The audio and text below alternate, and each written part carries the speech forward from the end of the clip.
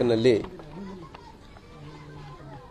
ಏನು ಹೊಸಳ್ಳಿ ಅನ್ನಂಥ ಗ್ರಾಮದಲ್ಲಿ ಹೈವೇದಲ್ಲಿ ಗಣಪತಿ ಮೆರವಣಿಗೆ ನಡೀತಾ ಇತ್ತು. ವಿಸರ್ಜನೆ ಕಾರ್ಯಕ್ರಮ ಬಹಳಷ್ಟು ನೂರಾರು ಸಂಖ್ಯೆಯಲ್ಲಿ ಅಲ್ಲಿ ಗಣಪತಿಯ ಅಭಿಮಾನಿಗಳು ಭಕ್ತಾದಿಗಳು ಎಲ್ಲರೂ ಸೇರಿ ವಿಸರ್ಜನೆ ಮಾಡೋಂಥ ಸಂದರ್ಭದಲ್ಲಿ ಒಂದು ಹೈವೇದಲ್ಲಿ ವೇಗವಾಗಿ ಲಾರಿ ಬಂದು ಸಡನ್ ಆಗಿ ನುಗ್ಗಿರೋ ಕಾರಣ ಹತ್ತತ್ರ 9 ಮಂದಿ 10 ಮಂದಿ ಪ್ರಾಣವನ್ನು ಕಳ್ಕೊಂಡಿದ್ದಾರೆ. ಭಾಳಷ್ಟು ಮಂದಿ ಸೀರಿಯಸ್ ಇದ್ದಾರೆ, ಭಾಳಷ್ಟು ಮಂದಿ ಗಾಯಾಳುಗಳು ಕೂಡ ಆಗಿದ್ದಾರೆ. ಎಲ್ಲರೂ ಕೂಡ ಆಸ್ಪತ್ರೆಯಲ್ಲಿ ಅಡ್ಮಿಟ್ ಆಗಿದ್ದಾರೆ.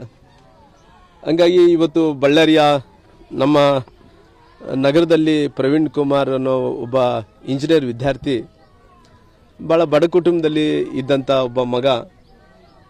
ಅವರು ಇಂಜಿನಿಯರ್ ಓದಂಥ ಟೈಮಲ್ಲಿ ಬಗಲ್ಗಡೆ ಮನೆಯವರು ಅಕ್ಕಪಕ್ಕದವ್ರು ಎಲ್ಲರೂ ಕೂಡ ಅವ್ರಿಗೆ ಏನನ್ನ ಸಹಾಯ ಅಂದರೆ ಅವ್ರಿಗೆ ಎಜುಕೇಷನ್ಗೆ ಫೀ ಆಗಿರ್ಬೋದು, ನಂತರ ಪಠ್ಯ ಪುಸ್ತಕಗಳಿಗೆ ಆಗಿರ್ಬೋದು, ಅವ್ರಿಗೆ ಬೇಕಾದಂಥ ಎಕ್ವಿಪ್ಮೆಂಟ್ಸು, ಆ ಜಾಮೆಟ್ರಿಕಲ್ ಬಾಕ್ಸು ಅವು ಇವು ಎಲ್ಲ ಕೂಡ ಆ ಸುತ್ತಮುತ್ತಲಿದ್ದಂಥವ್ರೆ ಅವರೇ ತೆಗೆದುಕೊಟ್ಟು ಓದಿಸಿದ್ದಾರೆ.